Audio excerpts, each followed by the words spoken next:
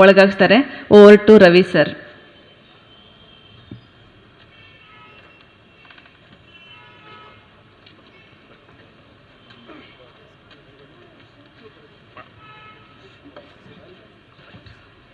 ಎಲ್ಲ ಓದುಗರಿಗೂ ನನ್ನ ನಮಸ್ಕಾರ.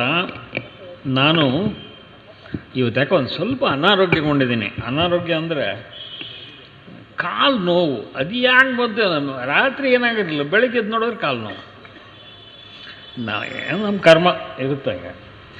ನಿಮಗೆ ಆಶ್ಚರ್ಯ ಆಗ್ಬೋದು, ನಾನು ಮಲಗದೆ ಬೆಳಗಿನ ಜಾವ ಆಲ್ಮೋಸ್ಟ್. ನೀವೆಲ್ಲ ನಿದ್ದೆಯಿಂದ ಏಳೋ ಟೈಮಿಗೆ ನಾನು ಮಲಗಕ್ಕೆ ಹೋಗ್ತೀನಿ. ತುಂಬ ನಿದ್ದೆ ಸಮಸ್ಯೆ ಇದೆ ನನಗೆ, ನಿದ್ದೆ ಬರಲ್ಲ. ಅದಕ್ಕೆ ಕಾರಣ ನನ್ನ ಪಾಡು ನಾನು ಕುಡ್ಕೊಂಡು ಚೆನ್ನಾಗಿದ್ದೆ ಕಾರಣ. ಅದನ್ನು ಬಿಡಿಸ್ಬಿಟ್ರು. ಹೋಗಮ್ಮ, ನನ್ನ ಮಗಳು ನಾವೇನು ಬಿಡಿಸಿಲ್ಲ. ಅವಾಗ ಈಗ ಚೆನ್ನಾಗಿದ್ದೀನ. ನನ್ನ ಮಗ, ಸೊಸೆ, ಹೆಣ್ಣು ಮಕ್ಕಳು ಇಬ್ಬರು ದೊಡ್ಡ ಬಜಾರಿರು. ಅವ್ರ ಬಾಯಿಗೆ ಸಿಕ್ಕರೆ ಬದುಕೋದುಂಟೆ. ಈ ಭಾವನ ಒಂದು ಸಲ ದೇವೇಗೌಡರು ನನ್ನ ಮೇಲೆ ಒಂದು ಕೇಸ್ ಹಾಕಿರು. ನಾನು 10 ಕೋಟಿಗೆ 10 ಕೋಟಿ ರೂಪಾಯಿ ಕಟ್ಟು ಅಂತ. ನಾನು ಹೇಳ್ತಾರಲ್ಲ ಸರ್, 10 ಕೋಟಿ ಸಿನಿಮಾ ಅದಕ್ಕೆ ನಾನು ಅವ್ರಿವ್ರ ಕೈಲಿ ಹೇಳಿಸ್ಬೇಕು.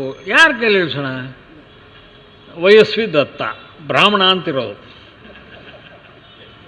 ಏನು ಹೇಳಿದ್ನೋ ಏನು ಬಿಟ್ಟು ನಂಗೆ ಗೊತ್ತಿಲ್ಲ. ಪಾಪ ನಮ್ಮ TN ಸೀತಾರಾಮ್ ಅವರು ತೆಗೆದುಬಿಡಿ, ಅದು ನಾನು ಸರಿ ಇಲ್ಲ ಅಂತ ಹೇಳಿದೆ. ಅವನು ಒಕ್ಕಲಿಗರ ದ್ವೇಷಿ ಅಂದ್ರಂತ. ಆ ಮಗಳನ್ನೇ ಒಕ್ಕಲಿಗರಿಗೆ ಕೊಟ್ಟು ಮದುವೆ ಮಾಡಿದ್ವಿ. ನನ್ನ ಹೆಂಡತಿ ಪಾಪ ಅವನು ಚಟ್ಪಡಿಸ್ತಾ ಇದ್ಲು. ದೊಡ್ಡವಳು ನೋಡಿದ್ರೆ ಅವಳು ನಾಯ್ಡುನ ಮದುವೆ ಆಗಿದೆ. Is a builder. ನಾಯ್ಡುನ ಮದುವೆ ಆದ್ಲು. ಎರಡನೇ ಅವಳು ನೋಡಿದ್ರೆ ಒಕ್ಕಲಿಗರನ್ನ ಮದುವೆ ಆದ್ಲು. ಕಿಟ್ಟಿ ಇದೆ ಒಕ್ಕಲಿಗ, ಶ್ರೀನಗರ ಕಿಟ್ಟಿ. ಇವನಾದರೂ ಬ್ರಾಹ್ಮಣರ ಹುಡುಗಿನ ಆಗ್ತಾನ ಅಂತ ನೋಡ್ತಾ ಇದ್ದೀನಿ. ನೋಡಿದ್ರೆ ಇವನು ಒಕ್ಕಲಿಗರ ಹುಡುಗಿ ಜೊತೆ ಓಡಾಡ್ತಾ ಇದ್ದಾನೆ. ಎಲ್ಲೋಯ್ತು ಅದು? ನಾನು ಹೇಳಿದೆ ನೋಡ್ಲಲ್ತಾ, ನಮ್ಮ ವಂಶದಲ್ಲಿ ಬ್ರಾಹ್ಮಣ ವಿವಾಹ ಅಂದರೆ ಕೊನೆಯದು ನಂದು ನಿಂದು. ಆನಂತರ ಎಲ್ಲನೂ ಜಾತಿ ಬಿಟ್ಟೆ ಆಗಿದ್ದೀವಿ. ಜಾತಿಗಳನ್ನು ಅಷ್ಟು ಹಚ್ಕೋಬಾರ್ದು ಮೈಗೆ, ಒಳ್ಳೆದಲ್ಲ ಅದು. ನನಗೆ ಸಿದ್ದರಾಮಯ್ಯ ಒಬ್ಬ ಸಿದ್ದರಾಮಯ್ಯನ ಕಾಣಿಸ್ತಾನೆ ಹೊರತು ಕುರುಬರು ಸಿದ್ದರಾಮಯ್ಯ ಯಾಕೆ? ಅದ್ಯಾಕೆ ಅಟ್ಯಾಚ್ ಮಾಡ್ತೀರಿ? ಪ್ರಾರ್ಥನಾ ಶಾಲೆಯ ಒಂದು ಅಪ್ಲಿಕೇಶನ್ ಫಾರ್ಮ್ ತಗೊಳ್ಳಿ. ಇವು name of the child, father's name, mother's name, mobile number ಎಲ್ಲ ಇರುತ್ತೆ. ಕ್ಯಾಸ್ಟ್ ಕಾಲಮೇ ಇಲ್ಲ. ನಾನು ಯಾಕೆ ಕೇಳಲಿ? ನಿಮ್ಮ ಕ್ಯಾಸ್ಟ್ ಯಾವುದು ಅಂತ ತಗೊಂಡು ನಾನೇನು ಮಾಡಲಿ? ಹಾಗೇನೆ ಒಂದು ನಯಾ ಪೈಸಾ ಡೊನೇಷನ್ ಇಲ್ಲ. ನಮ್ಮ ಮನೆಗಳಲ್ಲಿ ಡೌರಿ ಇಲ್ಲ, ನಾವ್ಯಾರು ಕೊಟ್ಟಿಲ್ಲ, ತಗೊಳ್ಳೋದು ಇಲ್ಲ. ಕೆಲವು ಆದರ್ಶಗಳನ್ನು ರೂಢಿಸ್ಕೋಬೇಕು. ಇವತ್ತು ರಾಜಲೀಲಾ ವಿನೋದ ಪುಸ್ತಕ ಬಿಡುಗಡೆ ಆಗಬೇಕಾಯ್ತು. ಪೊಲೀಸ್ನವರು ಪಾಪ ಅವರ ಡ್ಯೂಟಿ. ಎಲ್ಲಿ ಹಿಮ ಎಲ್ಲಿ?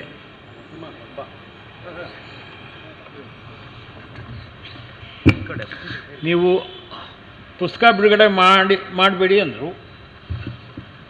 ಇನ್ನೊಂದು ಪುಸ್ತಕ ಬಿಡುಗಡೆ ಮಾಡ್ತೀನಿ ಅಂದ್ರೆ ಅಡ್ಡಿ ಇಲ್ಲ. ಇವನು ನನ್ನ ಮಗ. ಇವನ ಹೆಸರು ಹೇಳಪ್ಪ. ಹಿಮವಂತ್. ಪೂರ್ತಿ ಹೇಳ್ಬೇಕು. ಹಿಮವಂತ್ ಆರ್ ಬೆಳಗೆರೆ. ಹಿಮವಂತ ಆರ್ ಬೆಳಗೆರೆ. ನಾನು 2ನೇ ವಿವಾಹ ಮಾಡ್ಕೊಂಡಿದ್ದೀನಿ. ಅದರ ಪ್ರತಿಫಲ ಇವನು ಹುಟ್ಟಿದಾಗ ಏನು ಹೆಸರಿಡೋಣ ಅಂತ ಭಾಳ ಯೋಚನೆ ಮಾಡಿದೆ. ನಾನು ಅವಳಿಗೆ ಹೇಳಿದೆ, ಬ್ರಹ್ಮಚಾರಿ ಅಂತ ಇಡು, ಒಳ್ಳೆ. ಯಾಕೆ ಬ್ರಹ್ಮಚಾರಿ ಯಾಕೆ ಅಂತ, ನಾನು ಬ್ರಾಹ್ಮಣ, ನೀನು ಆಚಾರಿ, ಹೀಗಾಗಿ ಅವನು ಬ್ರಹ್ಮಚಾರಿ.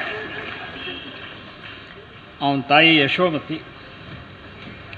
ನನ್ನೊಂದಿಗೆ ಸುಮಾರು ಆಯ್ತಲ್ಲ 20 ವರ್ಷ ಆಯಿತು ಅಂತ ಕಾಣುತ್ತೆ. ದುಷ್ಟ ಸಹವಾಸಕ್ಕಿದ್ದು. ಯಾವಾಗಲೂ ಈ ಥರದ ವಿಷಯಗಳನ್ನು ರಹಸ್ಯವಾಗಿಡಕ್ಕೆ ನೋಡಬಾರ್ದು. ಆನೆಸ್ಟ್ಲಿ ಕನ್ಫೆಸ್ ಇಟ್ಟಾರೆ, ನನ್ನ ಮಗುನ ನಾನು ಎಲ್ಲಿ ಬಚ್ಚಿಡ್ಲಿ, ಅದು ನಂದು. ನನಗೆ ಇವನಿಗಿಂತ ಒಂದು ಸ್ವಲ್ಪ ಚಿಕ್ಕವರಾದ ಮೊಮ್ಮಕ್ಕಳಿದ್ದಾರೆ. ಹಾಗಂತ ನಾನು ರಹಸ್ಯವಾಗಿಟ್ಟು, ರಾಜ್ಕುಮಾರ್ ಅವರು ಲೀಲಾವತಿ ಅವ್ರನ್ನ ಮದುವೆ ಆಗಿದ್ದರು ಅಥವಾ ಅವರಿಬ್ಬರ ಮಧ್ಯೆ ಸ್ನೇಹ ಇತ್ತು ಅಂತ ಬರೆದ್ರೆ ಅದಕ್ಕೇನಾದ್ರು ಅರ್ಥ ಇದೆಯಾ? ಇಲ್ಲಿ ನೀವು ತಪ್ಪು ಮಾಡೋದು ತಪ್ಪಿತಸ್ಥ ಅನ್ನೋದಾದರೆ ನಾನೇ ತಪ್ಪಿಸ್ಥ. ಲೀಲಾವತಿ ಅವರ ಬಯೋಗ್ರಫಿ, ಆಕೆ ತನ್ನ ವೇದನೆಯನ್ನು, ಕಷ್ಟವನ್ನು, ಸುಖವನ್ನು, ಸಂತೋಷವನ್ನು ಹೇಳ್ಕೊಳ್ಳೋದಕ್ಕೊಂದು ವೇದಿಕೆ. ಆಕೆ ಹೇಳ್ತಾರೆ, ಫಸ್ಟ್ ಫಿಲ್ಮ್ ನಾನು ಮಾಡಿದಾಗ ನಾಗಕನ್ನಿಕಾ, ಆ ಕ್ಯಾಮ್ರಾ ಇಟ್ಬಿಟ್ಟು ಎಲ್ಲ ಲೈಟ್ಗಳು ಆನ್ ಮಾಡಿದಾಗ ಒಮ್ಮೆಲೆ 10 ಭೂತಗಳು ಕಂಡಂಗೆ ಆಗಿಬಿಟ್ಟು ಗಾಬರಿ ಆಗಿಬಿಟ್ಟೆ ಅಂತ. ಆ ಥರದ್ದು ಹೇಳ್ತಾರೆ. She is very pretty, lovable. ಆಕೆನ ನಾನು ನನ್ನ ತಾಯಿಯನ್ನು ಗೌರವಿಸಿದಷ್ಟೇ ಗೌರವಿಸಿದೆ. ಅವ್ರ ಪಾಪ ಇವತ್ತು ಬರಬೇಕಾಗಿತ್ತು ಫಂಕ್ಷನ್ಗೆ. ಅಲ್ಲಿ ಇದು ಬಂದು ಫ್ಲಡ್ ಬಂದು ಚೆನ್ನೈಯಲ್ಲಿ ಬಂದಿದ್ದು ಪೂರ್ತಿ ಅವ್ರ ತೋಟನೇ ಆಲ್ಮೋಸ್ಟ್ ನಾಶ ಆಗಿಬಿಟ್ಟಿದ್ದಾರೆ. ನೀವು ನಂಬಲಿಕ್ಕಿಲ್ಲ, ನಾವೆಲ್ಲ ಇಲ್ಲಿ ಏನಿದ್ದೀವಿ ನಮ್ಮ ಎಲ್ರಿಗಿಂತ ಶ್ರೀಮಂತೆ ಅಂತಂದ್ರೆ ಲೀಲಾವತಿ. ಹಾರ್ಡ್ ಅರ್ನ್ಡ್ ಮನಿ, 600 ಸಿನಿಮಾ ಮಾಡಿದ್ದಾರೆ. ಯಾರ ಮುಂದೆ ಕೈ ಚಾಚಲ್ಲ ಅಮ್ಮ. ನನಗೆ ಆಕೆ ತುಂಬ ಇಷ್ಟ ಆಗ್ತಾರೆ. ನಾನು ಒಂದ್ಸಲ ETVಯ ಒಂದು ಕಾರ್ಯಕ್ರಮದಲ್ಲಿ ಹೇಳಿದೆ, ಯಾರಿಗೂ ತಲೆ ಬಾಗಿಸಲಿ ಬದುಕಿದ್ದೀರಿ ಅಮ್ಮ, ಇದು ನನ್ನ ಎಸ್ಟೇಟು, ಇದು ನನ್ನ ಮನೆ, ಇದು ನನ್ನ ಬ್ಯಾಂಕ್ ಬ್ಯಾಲೆನ್ಸು, ಹಿಂಗೆ ಹೇಳ್ಕೊತೀವಲ್ಲ, ಹಾಗೇನೆ ಈ ವಸ್ತು ನಂದು ಅಂತ ಹೇಳ್ಬಿಟ್ಟಿದ್ದಿದ್ರೆ ಅವರು ಇನ್ನೂ ದೊಡ್ಡವರಾಗೋರು ಅಂತ. ನನಗೆ ಆಮೇಲೆ ನಾನು ಕ್ಯಾಜುವಲಿ ಹೇಳಿದೆ. ಆಮೇಲೆ ನಾನಿದೇನ್ರಿ ಅಮ್ಮಗೆ, ನನ್ನ ಅಮ್ಮ ಅಂತ. We should not cheat ourselves. ಭಾಷಣ ಮಾಡೋರು, ಆದರ್ಶ ಹೇಳೋರು, ನಾವು ಕಳ್ಳರಾದರೆ ಹೇಗೆ? ಮುಲ್ಲರಿ, ನಾನು ನಿಮ್ಮನ್ನು ಉದ್ದೇಶದಲ್ಲಿ ಇಟ್ಕೊಂಡು ಹೇಳ್ತೀನಿ, ಇವರು social worker, but be honest, it's very important. ಭಾಳ ನೋಡ್ರಿ, ಬರೋದು ಲಾಭ, ನಮ್ಮ ಆಸೆಗಳಿಗೆ ತಕ್ಕಂಗೆ ಬರ್ದು ದುಡ್ಡು. ಆದರೆ ಕನ್ವೀನಿಯನ್ಸಿಗೆ ಬಂದ ದುಡ್ಡು ನಾವು ಸ್ವೀಕರಿಸಬಾರ್ದು. ಅದು ಹಿಂಗೆ ಹೊಸದಿಂದ ಅಕ್ಸೆಪ್ಟ್ಸ್. ಅವನಂತೂ ಭಾಳ ಮುಕ್ತ ಮನುಷ್ಯ, ಬಹಳ ಮುಕ್ತ ಮನುಷ್ಯ. ಚಿನ್ನಕ್ಕೆಂದು ನಾನು TVಯಲ್ಲಿ ಹೇಳಿದ್ದೀನಿ, ಈ ಥರದ ವೇದಿಕೆಗಳಲ್ಲಿ ಹೇಳಿದ್ದೀನಿ. ನಮ್ಮಲ್ಲಿ ಬಳ್ಳಾರಿಯಲ್ಲಿ ದರೂರು ಅಂತ ಒಂದು ಊರಿದೆ, ಹತ್ರ ವಿಲೇಜ್. ಅಲ್ಲಿದ್ದಂತಹ ಮಲ್ಲಿಗೌಡ, ಚಲುವ ಅಂದರೆ ಏನ್ರಿ ಅದು, ಯಾಕಪ್ಪ ಚೆನ್ನಾಗಿ ಅವನು ಬಹಳ ರೂಪಸ್ಥ. ಬಳ್ಳಾರಿಯಲ್ಲಿ ಆತ ಒಬ್ಬ ಹೆಣ್ಮಗಳನ್ನ ಇಟ್ಕೊಂಡಿದ್ದ, ಕಮಲಾ ಅಂತ ಆಕೆ ಹೆಸರು. ಆಕೆ ಕಾರ್ಪೊರೇಟರು ಅದು ಇದು ಆಗಿದ್ಲು. ಆಮೇಲೆ ಆತ ಒಂದು ಸಲ ಬಳ್ಳಾರಿಯಲ್ಲಿ ಮೀನಾಕ್ಷಿ ಭವನ್ ಅಂತ ಒಂದು ಹೋಟ್ಲಿದೆ, ಆ ಹೋಟೆಲ್ನ ಮುಂದೆ ಕಾರಿಂದ ಇಳಿದ, ಎಲ್ಲಿದ್ರೆ ಬಂದು ಚಾಕು ಹಾಕಿ ತಿವಿದು ಮರ್ಡರ್ ಮಾಡ್ಬಿಟ್ಟು. Was killed. ಅವ್ರ ಮಕ್ಕಳಿಗೆ ದೊಡ್ಡವರಾಗಿದ್ದಾರೆ. ಅವನು ಪುರುಷೋತ್ತಮ ಗೌಡ ಅಂತ ಬರ್ತಿರ್ತಾರೆ. ನಮಸ್ಕಾರ ಅಣ್ಣ ಅಂತ. ಅವನು ಒಂದ್ಸಲ ಬಂದು ಅಣ್ಣ ನಮ್ಮ ಗುಡಿದು ಕಾರ್ಯಕ್ರಮ ಬನ್ನಿ ಅಂತ ಹೇಳೋದು ಕೊಟ್ಟ. ನಾನೆಲ್ಲಪ್ಪ ಗುಡಿಗಳಿಗೆ ಬರೋಣಲ್ಲ, ನಾನು ಕರಿಬೇಡಿ. ನೋಡ್ತೀನಿ ಉಪಸ್ಥಿತಿ ಮಾತೋಶ್ರೀ ಅವರಾದ ಕಮಲಾ ಅವರಿಗೆ ಅಂತ ಬರ್ತದೆ. ಅವರ ತಂದೆ ಇಟ್ಕೊಂಡಿದ್ದು ಹೆಣ್ಮಗಳಾಕೆ, ಆದರೆ ಮಾತೋಶ್ರೀ ಅನ್ನೋ ಶಬ್ದ ಬಳಸ್ತಾನೆ. ಆಕೆನಲ್ಲಿ ಸ್ಮರಿಸ್ತಾನಲ್ಲ, very great feeling I had. ಅಂತವ ಯಾಕೆ ಹಿಂಗಾಕಿ ಅಂತ ಕೇಳ. ಹೌದಲ್ಲ ಸರ್, ನಮ್ಮ ತಾಯಿ ಹಾಕಿ, ನಮ್ಮ ಅಪ್ಪನ ಜೊತೆಗಿಲ್ದು ಅಂತಂದ್ಮೇಲೆ ನಮ್ಮ ತಾಯಿ ಇದ್ದಂಗೆ ಸರ್. ಆ ಗ್ರೇಟ್ನೆಸ್ ಇದ್ದರೆ ಮಾತ್ರ ನೀವು ಈ ಥರ ಸಾಹಸಗಳು ಮಾಡ್ಬೋದೇ ಹೊರತು. ಈಗ ಮೇಟಿ ಉದಾಹರಣೆ ಆಗ್ತದೆ. ಹೌದ್ರಿ, ನಾ ಹೇಳೋದ ನಾನು ಮದುವೆ ಆಗ್ತೀನಿ ಅವಳ ಅಂತ ಒಂದು ಮಾತು ಹೇಳಿದ್ರೆ ಮುಗಿತಿತ್ತಲ್ಲ. ನೈತಿಕವಾಗಿ ಡಿಸಾನೆಸ್ಟ್ ಆದಮೇಲೆ ಮನುಷ್ಯನಿಗೆ ಧೈರ್ಯ ಇರಲ್ಲ. ಏನೋ ರವಿ ಅವರು ನಂಗೆ ಅಷ್ಟು ಧೈರ್ಯ ಅಂತ. ನಾನೇನು ದೊಡ್ಡ ಧೀರ ವೀರ ಏನೂ ಅಲ್ಲ. I am also A simple person. ನೀವು ವ್ಯಕ್ತ ಮಾಡಬೇಕು ಅಂತ ಅಂದುಕೊಂಡಿದ್ದನ್ನು ನಾನು ಹೇಳ್ತೇನೆ. ಯಾಕೆ ನನ್ನ ಪತ್ರಿಕೆ ಸಕ್ಸಸ್ಫುಲ್ ಆಯಿತು ಅಂತಂದರೆ, ಒಬ್ಬ ಆರ್ಡಿನರಿ ಮ್ಯಾನ್, ಕಾಮನ್ ಮ್ಯಾನ್ ಮನಸ್ಸಿಗೆ ಏನು ಬಂತಲ್ಲ, ಅದನ್ನು ಪತ್ರಿಕೆಯಲ್ಲಿ ಬರೆಯೋಕ್ಕೆ ಶುರು ಮಾಡಿದೆ. ನನಗೆ ತುಂಬ ಚೆನ್ನಾಗಿ ನೆನಪಿದೆ. ಆವಾಗ ಹೊಸದಾಗಿ ಪಾಪ ದೇವೇಗೌಡರು PM ಆದರು, ಪ್ರೈಮ್ ಮಿನಿಸ್ಟ್ರು. ತಕ್ಷಣ ಪೆಟ್ರೋಲ್ ರೇಟ್ ಜಾಸ್ತಿ ಆಯಿತು. ಇಟ್ಟೆಲ್ಲೋ ಗೌಡ ಪೆಟ್ರೋಲಿಗೆ ಬೆಂಕಿ ಅಂತ ಹೆಡ್ಡಿಂಗ್ ಬರ್ತದೆ. ಎಷ್ಟು ರಿಸೀವ್ ಆಯಿತು ಅಂತಂದ್ರೆ ಆಟೋದವ್ರು, ಸಾರ್ ಇವ್ನು ಯಾರು ಸರ್ ಸಖತ್ ಬರಿತಾನೆ ನನ್ನ ಮಗ ಅದು ಆ ಸಖತ್ತಾಗಿ ಬರಿತಾನೆ ನನ್ನ ಮಗ ಅನ್ನೋದೇ ನನ್ನ ಸಂತೋಷ. ಸನ್ಮಾನ್ಯ ಶ್ರೀ ರವಿ ಬೆಳಗೆರೆ ಅಲ್ಲ. ಯಾವುದೇ ಪತ್ರಿಕೆಯ ಸಂಪಾದಕನನ್ನು ಕೂಡ ಓದುಗರು ನೀನು ತಾನು ಅಂತ ಮಾತಾಡಲ್ಲ, ನನ್ನ ಹತ್ರ ಮಾತಾಡ್ತಾರೆ. ಯಾಕೆ ನೀನು ಹಂಗೆ ಮಾಡಿದೆ? ಎಕ್ಸಾಕ್ಟ್ಲಿ ಹೀಗೆ, ಇದೇ ಧ್ವನಿ. I love it. Rajaleela Vinoda ಪುಸ್ತಕ ಅಲ್ಲಿ ಬಿಡುಗಡೆ ಆಗಿದೆ, ಎಲ್ಲ ಕಡೆ ಸಿಗುತ್ತೆ.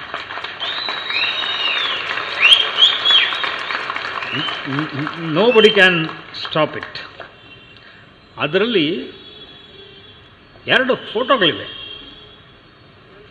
ಕವರ್ ಪೇಜೆಲ್ಲ ಹಾಕಿದ್ದೀನಿ ಫೋಟೋ, ನೋಡ್ಬೇಕು ನೀವು. It's very interesting.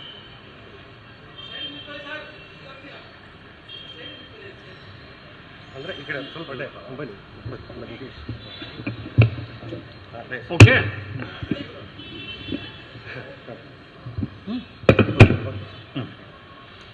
ನೋಡಿ, ಅದು ರಾಜ್ಕುಮಾರ್ ಮತ್ತು ಲೀಲಾವತಿ ಪಕ್ಕ ಕೂತ್ಕೊಂಡಿದ್ದಾರೆ, ಮಗುನ ತೊಡೆ ಮೇಲೆ ಕೂಡಿಸ್ಕೊಂಡಿದ್ದಾರೆ.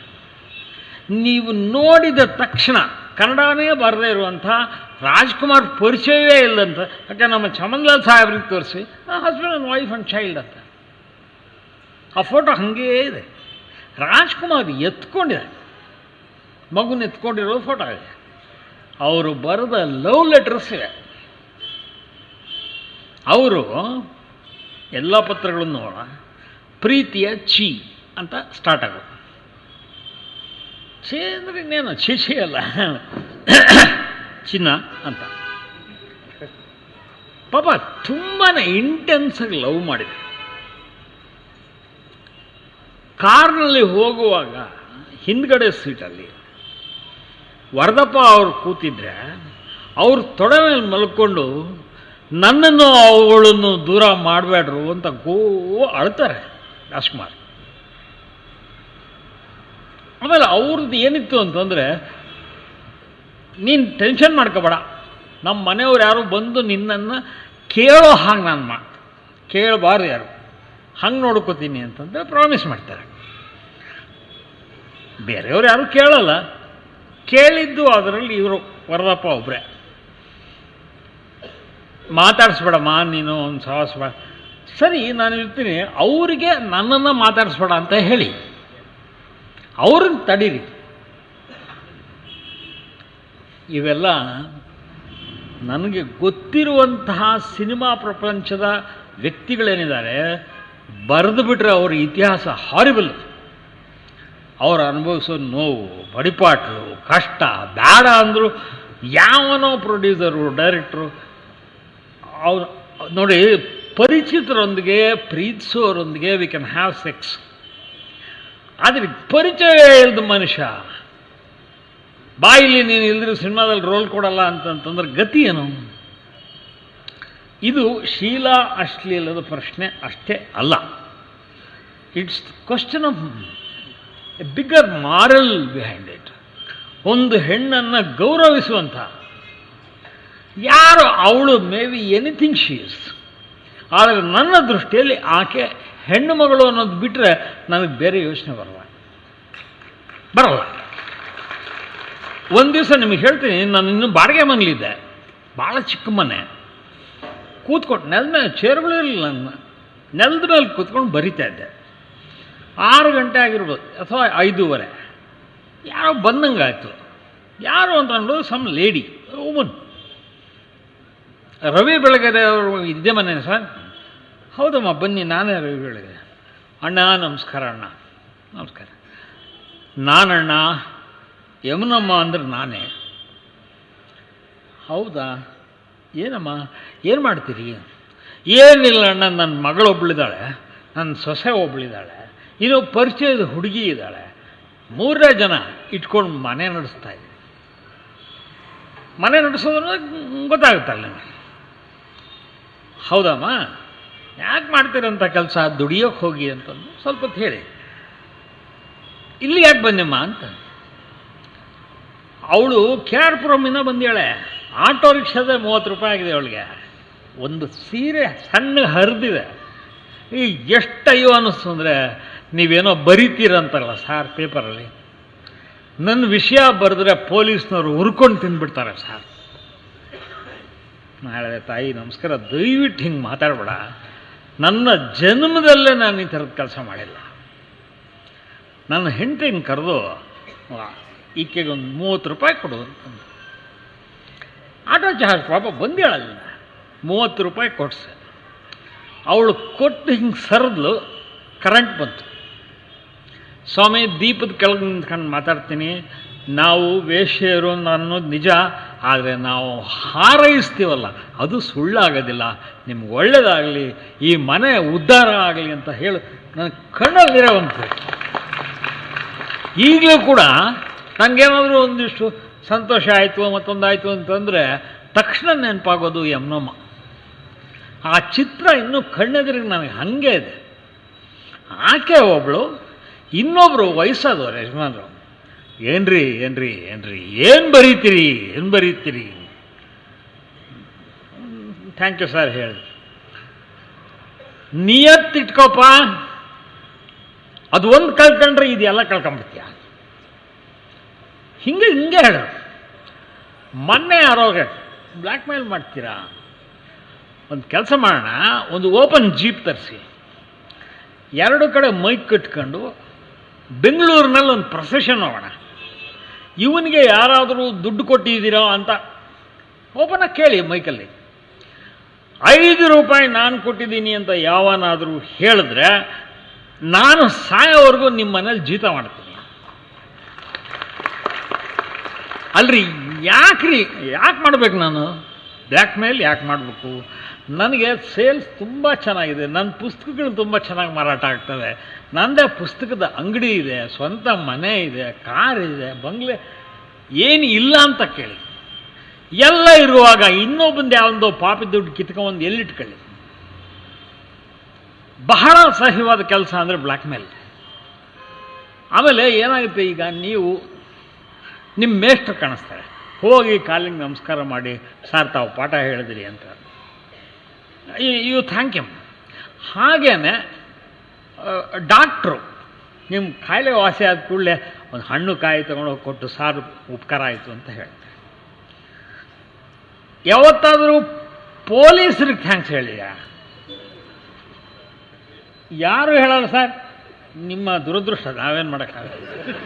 ಯಾಕಂದ್ರೆ ಆ ಪರಿ ಒದೆ ತಿಂದು ಇವ್ರ ಕೈಲಿ ಯಾವನು ಹೋಗಿ ಥ್ಯಾಂಕ್ಸ್ ಸರ್, ಒಳ್ಳೆ ಬಿತ್ತು ಸರ್ ಬೆನ್ಮೇಲೆ ಅಂತ ಯಾರು ಇರ್ತಾರೆ?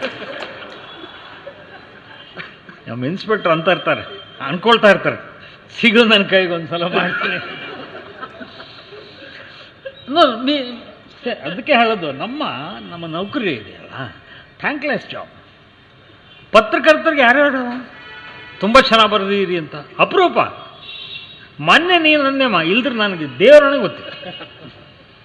ಮಲ್ಲಿಕಾ ನನ್ನ ತಂಗಿ, ನಮಗೆ ಜೂನಿಯರು. ನಾನು MA ಪಾಸ್ಔಟ್ ಆದರೆ ಆಗ ಶಿ ಕೇಮ್ ಟು ಯೂನಿವರ್ಸಿಟಿ. ಭಾಳ ಅಮಾಯಕ ಹುಡುಗಿ ಅವಾಗ. ಈಗ ಇನ್ನೂ ಇವತ್ತಾಕೆ ಗುಯ್ ಅಂತಿತ್ತು ಮಿಷಿನು. ಬೈಯಕ್ಕೆ ನಿಂತರೆ ಒಂದು ಬೈತಾಳೆ ಪುಣ್ಯಾತ್ಕೀರ್ತಿ. ಅಯ್ಯೋ ಅಪ್ರಿಷಿಯೇಟ್, ತುಂಬ ಪ್ರೀತಿಯಿಂದ ಹೇಳ್ತೀನಿ. ನೋಡಿ, ಅದಕ್ಕೆಲ್ಲ ಮಾರಲ್ ರೆಸ್ಪಾನ್ಸಿಬಿಲಿಟಿ ಅಷ್ಟೇ. ನಮ್ಮ ನಿಯತ್ತು ಚೆನ್ನಾಗಿದ್ದಾಗ ಯಾವನನ್ನ ಬೇಕಾದ್ರೂ ಏನು ಬೇಕಾದ್ರೂ ಬೈತು ಅಲ್ವೇ? ದೇವೇಗೌಡರು ಪಾಪ ಕೇಸ್ ವಾಪಸ್ ತಗೊಳ್ಳಿ ಅಂದರೆ ಇಲ್ಲ ಅಂತಂದರು.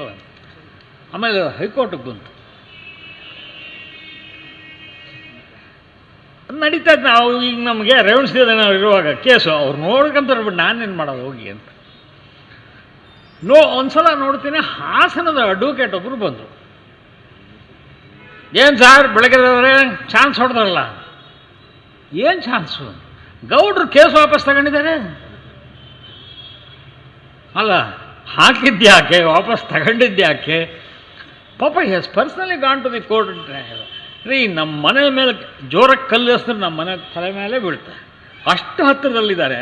ಇವತ್ತಿನವರೆಗೂ ದೇವೇಗೌಡರಾಗಲಿ ಅವ್ರ ಫ್ಯಾಮಿಲಿಯವರಾಗಲಿ ಯಾರೂ ನನ್ನನ್ನು ಒಂದು ಚಕಾರ ಶಬ್ದ ಬೈದಿಲ್ಲ, ಬೆದರಿಸಿಲ್ಲ. ನೋ. ಒಂದು ಸಲ ಕುಮಾರಸ್ವಾಮಿ ಏನೋ ಸಿಟ್ಟು ಮಾಡ್ಕೊಂಡು ಯಾವನ್ರಿ ಬರೆದಿದ್ದೋದು ಅಂತ ಒಂದು ಅಶ್ಲೀಲ ಮಾತ ಅಂತ ಹೇಳಿದೆ. ಕುಮಾರಸ್ವಾಮಿ ನಿಧಾನವಾಗಿ ಮಾತಾಡಿ, ನೀವು ಪ್ರಧಾನಿಗಳ ಮಗ ಅಂತ. ಸುಮ್ಮನೆ ಜಸ್ಟ್ ಕೆಪ್ ಕ್ವೈಟ್. ಸ್ನೇಹ ಅಂತ ನಾನು ಯಾವ ಪಾಲಿಟಿಷಿಯನ್ ಅಂತಲೂ ಇಟ್ಕೊಳ್ಳಲ್ಲ. ಅವರು ಬಹಳ ಅಪಾಯಕಾರಿ ಜನ ಪೊಲಿಟಿಷಿಯನ್ಸ್. ಅಧಿಕಾರ ಇದ್ದಾಗ ಒಂಥರ ಇರ್ತಾರೆ, ಇಲ್ಲದೆ ಇದ್ದಾಗ ಒಂಥರ ಇರ್ತಾರೆ. ಆಮೇಲೆ ಯಾವ ಹೊತ್ತಿಗೆ ಏನು ಮಾಡ್ತಾರೆ ಅಂತ ಗೊತ್ತಾಗಲ್ಲ. ನಾವು ಅನ್ಕೋತೀವಿ, ಏನು ದಡ್ಡ ನನ್ನ ಮಗ, ಇವನು ಏನು ಮಿನಿಸ್ಟ್ರಾಗಿ ಏನು ಮಾಡ್ತಾನೆ ಅಂತ. ನೀವು ಮೇಟಿ ಹತ್ರ 15 ನಿಮಿಷ ಮಾತಾಡಿ ನೋಡೋಣ. 15 ನಿಮಿಷ ಆಗಲ್ಲ ಅವ್ರಿಗೆ, ಸಂಭಾಷಣೆ ಸಾಧ್ಯ ಇಲ್ಲ. ಭಾಷಣ ಮಾಡೋಂದ್ರೆ ಏನು ಬೇಕಾದಂಗೆ ಮಾತಾಡ್ತಾರೆ. ಆದರೆ ಅವರ ಸ್ಮಾರ್ಟ್ನೆಸ್ನ ನೀವು ಒಪ್ಕೊಳ್ಳಬೇಕು. ಭಯಂಕರ ಸ್ಮಾರ್ಟ್. ಎಲೆಕ್ಷನ್ ಬಂದರೆ ನೀನು ಒಂದು ಸೋಮಣ್ಣನ ನೋಡ್ಬೇಕು. ಯಾರು ಬಿದ್ದು ಹೋಗ್ತಾನೆ. ಯಾರ ಹೆಣ್ಮಗಳು, ಅಮ್ಮ ನಮಸ್ಕಾರಮ್ಮ, ಅದೇ ಕಟ್ಟೆ ರಿಪೇರಿ ಮಾಡಿಸಂತೇಳಿ ಸಾಹೇಬ್ರು ಹೇಳಿದ್ರು, ಮಾಡಿಸಿದ್ದೀನಮ್ಮ ಸಾಹೇಬ್ರಿಗೆ. ಅದೇ ಅವಾಗ ಹೇಳಿದ್ರು. ಅಲ್ಲ, ಒಂದು 15 ದಿವಸದಿಂದ ಹೇಳಿದ್ರು ಮಾಡಿ. ಅಲ್ರಿ, ಅವ್ರು ತೀರ್ಕೊಂಡೆ 6 ತಿಂಗಳಾಯ್ತು. ಹೌದೇನಮ್ಮ? ದಿನಗಳು ಹೆಂಗೆ ಹೋಗ್ತಾವ ನೋಡಮ್ಮ, ಗೊತ್ತಾಗೋದಿಲ್ಲ. I have seen much of it. ಆಮೇಲೆ ಇವ್ರದ್ದು ಡೇಂಜರ್ ಏನು ಅಂದರೆ, ನನ್ನನ್ನು ವೇದಿಕೆ ಮೇಲೆ ಬೈದಿತ್ರಿ. ನಾನು ಅವ್ರನ್ನ ವೇದಿಕೆ ಮೇಲೆ ನಿಂತ್ಕೊಂಡು ರವಿ ಬೆಳಗ್ಗೆ ಇಂದ್ರ ಚಂದ್ರ ಅಂತಂದು ಹೊಗಳ್ಬಿಡ್ತಾರೆ. ಅದು ಬೈದಿದ್ದಕ್ಕಿಂತ ಜಾಸ್ತಿ ನನ್ನ ಮಕ್ಕಳಿಬ್ಬರು ಒಂದೇ ರೇ, ಹೊರಗಡೆ ಸುಮ್ಮನೆ ಹಂಗೆ ಅಂತಾರೆ, ಒಳಗೊಳಗೆ ಇವರಿಬ್ಬರು ಒಂದೇ ಅಂತ. ನಾನು ಒಂದು ರಾತ್ರಿ ಅದೇ ಬಾಡಿಗೆ ಮನೆ ಯೋಚನೆ ಮಾಡ್ತಾ ಕೂತಿದ್ದೆ. ಫೋನ್ ಬಂತು. ರವಿ, ನಾನು ತ್ಯಾಗಿ ಮಾತಾಡ್ತೀನಿ. ಹೇಳಿದ್ಯಾಗೆ, ನಿಮ್ಮ ಮೇಲೆ ಒಂದು ಹಲ್ಲೆ ಆಗುತ್ತೆ. ನಾಳೆ ಪ್ರಿಂಟಿಂಗ್ ಹೋಗ್ತಿರಲ್ಲ, ಸಂಜೀವನಿ ಆಫೀಸ್, ಅಲ್ಲಿ ಹೊಡಿತಾರೆ ನಿಮ್ಮನ್ನು. ಯಾರು ಹೊಡಿತಾರೆ? ಒಬ್ಬನು ರೌಡಿ, ಕುಳ್ಳಶಾಂತ ಅಂತ, ರಶೀದ್ ಮರ್ಡರ್ ಕೇಸಲ್ಲಿದ್ದ. ಅವನ ಟೀಮು ಬಂದು ಹೊಡಿತಾರೆ. ಆಯ್ತಪ್ಪ, ಅವ್ನು ಹೊಡೆಸ್ಕೋಬೇಕು ಅಂತೀನಿ, ಇನ್ನೇನು ಮಾಡೋದು ಅಂತ ನನ್ನ ಗೆಳೆಯರೊಬ್ರಿಗೆ ಹೇಳಿ, ನಂಗೆ ಮಾತಾಡ್ತಾರೆ. ನೋಡಿದ್ರೆ ಕರ್ಕೊಂಬಂದ್ಬಿಡಿ ಅವ್ರು ಕೊಂಕೊಳ ಅಂತಾನೆ. ಅವಾಗ ಒಂದು ಮೂಟು ಕಲ್ಲಿತ್ತು ನಮ್ಮ ಮನೆ ಮುಂದೆ, ಅದ್ರ ಮೇಲೆ ಕೂತಿದ್ದ. ಇವರೇ ನೋಡಪ್ಪ ರವಿ ಕುಳಶ್ ಅಂತ ಅಂದರೆ ಶಾಂತ ರವಿ ಬೆಳಗೆರೆ ಅಂದರೆ ಇವರೇ ಇವರಾ ಅಲ್ಲ ಸರ್ ಇವ್ರು ರಿಪೋರ್ಟ್ರು ಸರ್ ಅಂತ. ಅವನು ನನ್ನನ್ನು ಯಾವಾಗ ನೋಡಿದ್ದ ಅಂದರೆ ರಶೀದ್ ಮರ್ಡರ್ ಕೇಸ್ ಕವರ್ ಮಾಡೋಕ್ಕೆ ನಾನು ರಿಪೋರ್ಟಿಂಗ್ ಹೋಗ್ತಿದ್ನಲ್ಲ ಅವಾಗ ನೋಡಿದಾನೆ. ಇವ್ರಲ್ಲ ಸರ್ ನಾವು ಯಾರೋ ರಿಪೋರ್ಟರ್ ಅಲ್ಲ ಸಂಪಾದಕರು ನೋಡಿಬೇಕು ಅಂತ ಬಂದಿರೋ ಸರ್. ನೀನು ಈ ಡೀಲ್ ಕೊಟ್ಟವ್ರು ಯಾರು ಹೇಳಿದ್ರೆ ನೀವು ಏನಂತೀರ? ನಾನು ಹೇಳಲಿಕ್ಕೆ ಇಚ್ಛೆಪಡಲ್ಲ. ಒಬ್ಬಾತ ಮೊನ್ನೆ ತೀರ್ಕೊಂಡಂತಹ ಮಹಾನ್ ಸಂಸ್ಥಾನದ ಸ್ವಾಮಿ, ಅವ್ರನ್ನ ಬಾಲು ಬಾಲು ಅಂತ ಬರೆದಿದ್ದೆ ಅಂದರೆ ಅದಕ್ಕೆ ಒದಿಸ್ತೀವಿ ಅಂತ. ಇನ್ನೊಬ್ಬರು ಒಂದು ಅಕ್ಷರವನ್ನು ಬರೆಯೋದ ಸಂಪಾದಕರು ಅಂಥವ್ರು ಭಾಳ ಜನ ಇದ್ದಾರೆ. ನಾವೇನು ಕಡಿಮೆ ಕಳ್ರಲ್ಲ. ನಾವು ಅವತ್ತು ಡಿಸೈಡ್ ಮಾಡಿದ್ದು ನಾನು ಒಂದು ರಿವಾಲ್ವರ್ ತಗೋಬೇಕು, ಒಂದು ಕಾರ್ ತಗೋಬೇಕು. ಸಾಲ ಮಾಡಿ ತಗೊಂಡ 2 ಸಲ ರಿವಾಲ್ವರ್ನ ಬಳಸುವಂತಹ ಪ್ರಸಂಗ ಬಂತು. ಅದು ರವಿನಾರಾಯಣ ಅವರೇ ಒಂದನ್ನು ದಾಟಿಸಿದ್ರು. ಅಲ್ರಿ ನೀವು ಅಷ್ಟು ನೆನ್ಪಿಟ್ಕೊಂಡಿದ್ದೀರಾ? ಕಾಕಿ ಹಾಕಿರೋ ನಕ್ಸಲೈಟ್ ಅಂತ ಬರೆದಿದ್ದು ನಾನು ಮರ್ತೇ ಹೋಗಿದ್ದೆ sir. You are such a nice man. ಆಮೇಲೆ ನಮ್ಮ ಸ್ನೇಹ ಭಾಳ ಗಾಢವಾಗಿ ನಾವು ಪರಸ್ಪರರ ಮನೆಗಳಿಗೆ ಹೋಗೋದು ಆ ಮಟ್ಟಕ್ಕೆ ಬಂದು. ನಿಮಗೆ ಈಗ ಹೋದರೂ ನಮ್ಮ ಅಂಗಡಿ BBC ರಾಜಲೀಲಾ ವಿನೋದ ಸಿಗುತ್ತೆ. ಅಲ್ಲಿ ಅನೇಕ ವಿಚಾರಗಳಿವೆ. ಕಾಂಟ್ರವರ್ಸಿಸ್ ಆಗುವಂಥವು ಯಾವ್ದು ತುಂಬ ಬೆಂಕಿ ಬಿತ್ತಪ್ಪ ಅನ್ನೋಷ್ಟಲ್ಲ, ಬಟ್ ಇಟ್ಸ್ ಅ ಫ್ಯಾಕ್ಟ್. ಇನ್ನೊಬ್ಬ ನಟಿ ನನಗೆ ಹೇಳಿದ್ದು, ಅಣ್ಣ ನನ್ನ ಜೀವನ ಎಲ್ಲ ಏನು ನಡೆದಿದೆ ಅದನ್ನ ಬರೆದು ನಿನ್ನ ಕೈ ಕೊಟ್ಟು ಸಾಯ್ತೀನಿ ನೋಡು. ಸತ್ತಿದ್ದ ವರ್ತಮಾನ ನನಗಿನ್ನೂ ಬಂದಿಲ್ಲ. ನೋಡೋಕ್ಕೆ ಚಂದ ಕಾಣುತ್ತೆ ರೀ, ಪಾಪ ಹೆಣ್ಣುಮಕ್ಕಳು ಭಾಳ ಅನುಭವಿಸ್ತಾರೆ, ಬಹಳ. ಇನ್ನೊಬ್ಬ ಹುಡುಗಿ ಫೋನ್ ಮಾಡಿ ರಾತ್ರಿ ಅಳೋಳು ಅಂದರೆ ಅರ್ಧ ಗಂಟೆ 3/4 ಗಂಟೆ ಅಳೋದು ಆಗುತ್ತೆ. All that happens in the film field. ಯಾಕೆ ಸೂಸೈಡ್ ಸಿಲ್ಕ್ ಸ್ಮಿತಾ ಅಂತ ಹುಡುಗಿ ಆತ್ಮಹತ್ಯೆ ಮಾಡ್ಕೊತಾಳೆ ಅಂದರೆ ಲೆಕ್ಕಕ್ಕೆ ನೀವು ಮಹಾನ್ ಪೋಲಿ ಡ್ಯಾನ್ಸ್ಗಳನ್ನು ಮಾಡೋ ಅಂತ ಒಂದು ಸಿನಿಮಾದಲ್ಲಿ ಆಕೆಗೆ ಅತ್ತಿಗೆ ಪಾತ್ರ ಕೊಟ್ಟಿದ್ರು. ಎಷ್ಟು ಚೆನ್ನಾಗಿ ಮಾಡಿದ್ಲು ಅಂದರೆ she is fit to be a heroine. ಭಾಳ ಭಾಳ ಬ್ಯೂಟಿಫುಲ್ ಮಾಡಿ. ಇವ್ರ ಜೀವನಗಳನ್ನೆಲ್ಲ ನೋಡ್ತಾ ಇದ್ದರೆ ನಮಗೊಂದು ಭ್ರಮೆ ಇರುತ್ತಲ್ಲ, ಫಿಲ್ಮ್ ಆ್ಯಕ್ಟರ್ ಆದರೆ ನನಗೆ ಹಂಗಿರುತ್ತೀನಿ. ಈ ನಮ್ಮ ಕೆಲವು ಹುಡುಗರಪ್ಪ ಅದು ಎಷ್ಟು ಸಲ ತಲೆ ಬಾಚ್ಕೊಳ್ತಾರೆ ಅಂತಂದರೆ ಆ ಯೋಗರಾಜ್ ಭಟ್ರು ಬರೆಯೋದಕ್ಕೂ ಇವ್ರು ಬಾಚ್ಕೊಳ್ಳೋದಕ್ಕೂ ಸರಿ ಹೋಗ್ತದೆ. ನನ್ನ ಜವಾಬ್ದಾರಿಯನ್ನು ನಾನು ಮುಗಿಸಿದ್ದೀನಿ. ಅದಕ್ಕೆ ಕಾರಣರಾದ ಎಲ್ಲರಿಗೂ ಕೂಡ ಥ್ಯಾಂಕ್ಸ್ ಹೇಳ್ತೀನಿ. ಪಾಪ ಪೊಲೀಸರು ಭಾಳ ಟೆನ್ಸ್ ಆಗ್ಬಿಟ್ಟು ಎಲ್ಲಿ ಬಿಡುಗಡೆ ಆಗ್ಬಿಡ್ತಾ ಇದು, ಬಂಧನವೇ ಆಗಿಲ್ಲ ಬಿಡುಗಡೆದಿಲ್ಲ ಮಾತು.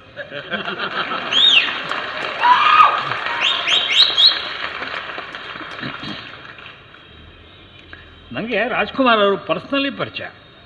ಊಟ ಮಾಡಿದ್ದೀವಿ ಒಟ್ಟಿಗೆ. ಅವ್ರ ಜೊತೆ ಊಟಕ್ಕೆ ಕೂತ್ಕೊಂಡ್ಬಿಟ್ರೆ ದೊಡ್ಡ ಕಷ್ಟ. ಅವ್ರು ತಿಂದಷ್ಟೇ ನಾವು ತಿನ್ನಬೇಕು ಅಂತ ಇಷ್ಟು ರಾಶಿ ತಿಂತಾಯಿದ್ರು.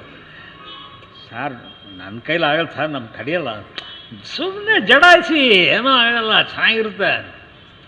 He was personally A very nice man. ಎಷ್ಟು ಒಳ್ಳೆತನ ಇತ್ತು ಅಂದರೆ ಆ ಮೊಣಕಾಲು ನೋವು ಪ್ರೀತ ಅವ್ರಿಗೆ ಕೂತಿರೋರು ಯಾರೋ ಬಂದರೆ ಎದ್ದು ನಿಂತ್ಕೊಂಡು ನಮಸ್ಕಾರ. ಅಷ್ಟು ಸಲ ಎದ್ದು ಕೂತು ಮಾಡಿದ್ರೆ ನೀ ಕ್ಯಾಪ್ ಏನಾಗಬೇಕು ಸರ್? ಮಾಡಬೇಡಿ, ಹಾಗಲ್ಲ ಅವ್ರು ತಪ್ಪು ತಿಳ್ಕೊತಾರೆ. ಇಬ್ಬರು ಬಂದರು, ನಾನು ಇದ್ದಾಗಲೇ ಬಂದರು. ಅಣ್ಣ ನಮಸ್ಕಾರ ಅಣ್ಣ. ಓ ನಮಸ್ಕಾರ, ಹೇಗಿದ್ದೀರಿ? ಯಾರು ಪರಿಚಯ ಇರೋದೇನಿಲ್ಲ, ಹೇಗಿದ್ದೀರಿ ಅಣ್ಣ? ರಿಟೈರ್ ಆಯ್ತಣ್ಣ. ಅಪ್ಪ ರಿಟೈರ್ಮೆಂಟ್ ಅನ್ನೋದು ಭಾಳ ಪೇನ್ಫುಲ್ ಥಿಂಗ್ ಅದ. ಎಷ್ಟು ಚಂದ ಸಾಲ್ವ್. ಹೌದೇ, ಅದಕ್ಕೆ ನೋಡಿ ನಿಮ್ಮ ಮುಖದಲ್ಲ ಕಳೆ, ಆರೋಗ್ಯ. ಹ್ಞೂ ಮನೆ ಕಟ್ಟಿಸ್ತಾ ಇದ್ದೀನಿ ಅಂತ ಇಟ್ಸ್ ವೆರಿ ಸಿಂಪಲ್. ಸರಳವಾಗಿ ಇರೋದು ಸರಳ. ಇವನು ನಮ್ಮ ಒಬ್ಬ ಹುಡುಗ ಸತೀಶ್ ಬಿಲ್ಲಾಡಿ, ಅವನಿಗೆಲ್ಲ ಬಿಟ್ಟು ರಾಘವೇಂದ್ರ ರಾಜ್ಕುಮಾರ್ ಅಭಿಮಾನಿ ಅವನು. ಆದರೆ ಪಾಪ ಅವನ ಪಾಡು ನೀವು ಯಾಕೆ ಅವನು ಅಭಿಮಾನಿ ಅಂದ್ರೇನು, ಅವನು ಹೊಸಪೇಟೆಗೆ ಸುತ್ತಮುತ್ತ ಎಲ್ಲಿ ಬಂದರೂ ಕೂಡ ಇವನು ಹೋಗಿ ಹಾಜರು ಮಾಡಿ ಏನೇನು ಸೇವೆ ಮಾಡಬೇಕು ಎಲ್ಲ ಮಾಡಿ. ಬಟ್ ಬೇರೆ ಬೇರೆ ಸ್ವೀಕಾರ ಇಲ್ಲ ಪಾಪ ಅವರಿಗೆ, ಗ್ರಂಥ ಸಾಂಗತ್ಯ ಆ ಥರದ್ದೇನಿಲ್ಲ. ನನಗೆ ಯಾವಾಗಲೂ ಅನ್ನಿಸ್ತಾ ಇರುತ್ತೆ ರಾಜ್ಕುಮಾರ್ ಅಂಥ ಚೆಲುವ ಅಂದರೆ ಇಟ್ಸ್ ವೆರಿ ಬ್ಯೂಟಿಫುಲ್. ಒಳ್ಳೆ ಕಲರು, ಆರೋಗ್ಯ ಬಿಡಿ ಫಸ್ಟ್ ಕ್ಲಾಸ್ ಆಗಿತ್ತು, ಎಕ್ಸರ್ಸೈಸ್ ಮಾಡಿದರು. ವೀರಪ್ಪನ ಘಟನೆ ಆಗದೇ ಇದ್ದರೆ ಇನ್ನೊಂದಿಷ್ಟು ವರ್ಷ ಬದುಕಿರೋರು. ಆ ಘಟನೆ ತುಂಬ ನೋವು ಕೊಡ್ತು ಪಾಪ ಅವ್ರಿಗೆ. ಅದಕ್ಕೆ ಸರಿಯಾಗಿ ವರದಪ್ಪ ತೀರೋರು. ವರದಪ್ಪ ರಾಜ್ಕುಮಾರ್ ಒಂದು ಗಂಟ್ಲು ಅವರು, ಎರಡು ದೇಹ ಒಂದು ಪ್ರಾಣ. ಅವಾಗ ನಾವು ಮಾತಾಡ್ಕೊಂಡೆ ಫ್ರೆಂಡ್ಸ್ ಎಲ್ಲ, ವರದಪ್ಪ ಅವ್ರು ಹೋಗ್ಬಿಟ್ರು ಇನ್ನು ಅಣ್ಣವ್ರು ಭಾಳ ಸಹ ಬದುಕಲ್ಲ ಅಂತ. ಇದೇ ಮಾತು ಪಾಪ. ಈ ಪಾಸ್ಟ್ ಹೇಳೆ ನಾನು ಅವರನ್ನು ನೋಯಿಸೋ ಪ್ರಯತ್ನ ಮಾಡಿಲ್ಲ. ತುಂಬ ಜನ ಕನ್ನಡಕ್ಕೆ ಒಬ್ಬನೇ ಹ್ಞೂನ್ರಿ ಒಬ್ಬರೇ ಇರೋದು 15 ಜನ ರಾಜ್ಕುಮಾರ್ ನಿಲ್ತಾರಣ್ಣ. ಇದರಲ್ಲಿ ಅವರ ಶವಯಾತ್ರೆಯಲ್ಲಿ ಫೈರಾಗಿ ಸತ್ರಲ್ಲ ಜನ.